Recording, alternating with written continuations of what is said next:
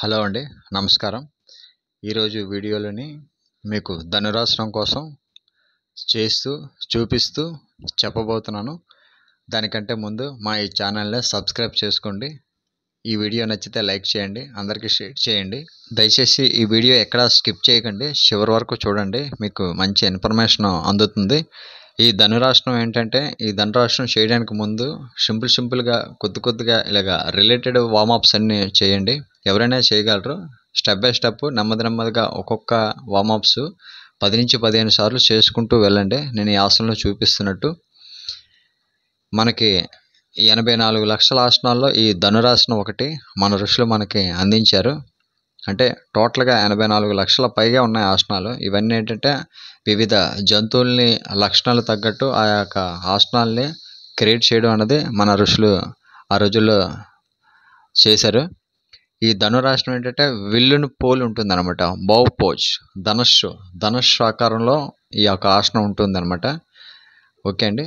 ఈ ఆసనం చేయడం వల్ల ఏంటంటే మనకి చాలా బెనిఫిట్స్ ఉన్నాయి బాడీకి. అంటే స్టెప్ బై స్టెప్ చేసుకుంటూ వెళ్తే ఎవరైనా ఈజీగా చేయడానికి అవకాశం ఉంది. నెమ్మదిగా బాడీ అంతా కూడా మంచి స్ట్రెంగ్త్గా వస్తుంది, ఫ్లెక్సిబిలిటీ బాగా పెరుగుతుందండి ఈ ఆసనం.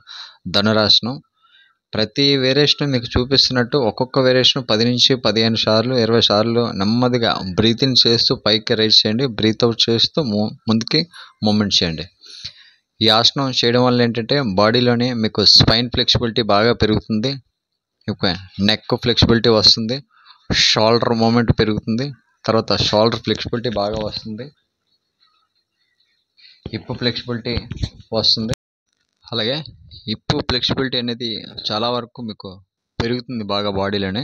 అలాగే థైస్, మీకు తొడ కండరాలు అన్నీ కూడా మంచి స్ట్రెంగ్త్గా వస్తాయి.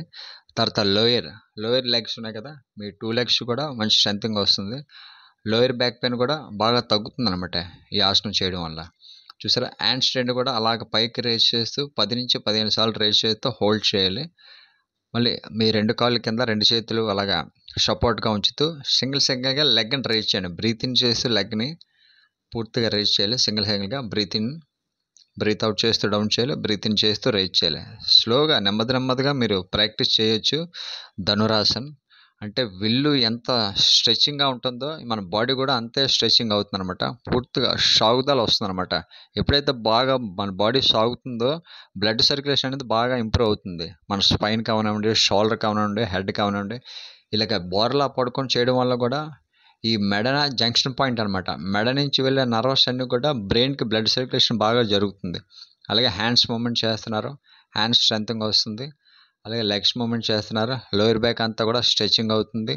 అబ్డామినల్ ఏరియా అంతా అంటే గ్రౌండ్కి ఎప్పుడైతే బాగా టచ్ అయి ఉందో మీ అబ్డామినల్ పార్ట్ అంతా బాగా తగ్గుతుంది అనమాట. చెస్ట్ కూడా గ్రౌండ్కి టచ్ అయి ఉంది కాబట్టి చెస్ట్ ఆర్గన్స్ అన్నీ కూడా అంటే మీ లంగ్స్, హార్ట్ కూడా బాగా బ్లడ్ సర్క్యులేషన్ బాగా జరుగుతుంది. అంటే డైజెస్టివ్ ఆర్గన్స్ అన్నీ కూడా మీ లివర్, ప్యాన్క్రియాస్, తర్వాత స్ప్లీను, ఇంటెస్టైన్, మీ పేగులు, వీటన్నిటికి కూడా ఒక రకమైన మసాజ్ జరుగుతుంది బాగా. అలాగే స్ట్రెస్ బాగా తగ్గుతుంది. ఎందుకంటే మీరు చూసారా ఇలాగ పైకి రేజ్ చేస్తున్నారా, బ్లడ్ సర్క్యులేషన్ అనేది బాగా బ్రెయిన్కి వెళ్ళి బ్రెయిన్ నుంచి లెగ్స్ నుంచి హ్యాండ్స్కి మొత్తం కంప్లీట్గా ఓవరాల్ బాడీ అంతా కూడా మీకు బాగా బ్లడ్ సర్క్యులేషన్ ఇంప్రూవ్ అవుతుంది అనమాట. అంటే మీకు పైన అంతా కూడా బ్లడ్ బాగా స్ట్రెచింగ్ అవుతుంది బాడీ అంతా. కిందన గ్రౌండ్కి ఎప్పుడైతే బాగా టచ్ ఉందో అబ్డామినల్ ఏరియా, మీ థైస్, ఇన్నర్ థైస్ అన్నీ కూడా బాగా స్ట్రెచింగ్ అవుతున్నాయి. తర్వాత మీ రీప్రొడక్ట్ ఆర్గాన్ అంటారు కదా, మన ఆర్గాన్, పునరుత్పత్తి అవయవాల ఆర్గాన్, ఇవి కూడా బాగా స్ట్రెంగ్తింగ్ వస్తుంది. హార్మోన్లు బ్యాలెన్సింగ్ అవుతాయి. తర్వాత ఆస్తమా పేషెంట్లకు కూడా చాలా ఉపయోగకరం. అంటే మీ కెపాసిటీ పెట్టి మీరు ఎంతవరకు అయితే చేయగలరో చేయండి. తర్వాత మధ్యలో బ్రేక్ చేస్తూ కొద్దిగా breath in, breath out observe చేస్తూ మళ్ళీ చూసారా హ్యాండ్ స్ట్రెండ్ కూడా పైకి పట్టుకుంటూ, అంటే స్టెప్ బై స్టెప్ ముందు లోయర్ పార్ట్ రైజ్ చేయండి, తర్వాత అప్పర్ పార్ట్ రైజ్ చేయండి, బ్రీత్ ఇన్ చేస్తూ బ్యాక్ బెండింగ్ ఎప్పుడు కూడా శ్వాసను తీసుకుంటూ రైజ్ చేయాలి, శ్వాస వదులుతూ నార్మల్ పొజిషన్. చూడండి, ఫస్ట్ అప్పర్ పార్ట్ రైజ్ చేశారు, తర్వాత లోయర్ పార్ట్ రైజ్ చేశారు. ఇప్పుడు ఎగ్జాక్ట్గా at a time upper part raise చేస్తూ లోయర్ పార్ట్ రైజ్ చేస్తూ 2 చేతులు కూడా అలా ఇంటర్లాక్ చేయండి. ఇది పర్ఫెక్ట్ ధనురాసనం అనమాట. మీకు యాంగ్జైటీ కూడా బాగా తగ్గిపోతుంది, బాడీ అంతా కూడా మంచి స్ట్రెంగ్తింగ్ వస్తుంది, మీలో బాగా ఎనర్జీ లెవెల్స్ బాగా పెరుగుతాయి అనమాట. మీకు సైడ్ నుంచి కూడా చూపిస్తున్నాను ధనురాసన్. ఇలాగా first step by step upper part raise చేయండి, తర్వాత లోయర్ పార్ట్ రేజ్ చేయండి. రెండు అలాగా స్టెప్ బై స్టెప్ మూమెంట్ చేసుకుంటూ వెళ్తే ఈ ఆసనం పర్ఫెక్ట్గా చేయగలరు అనమాట.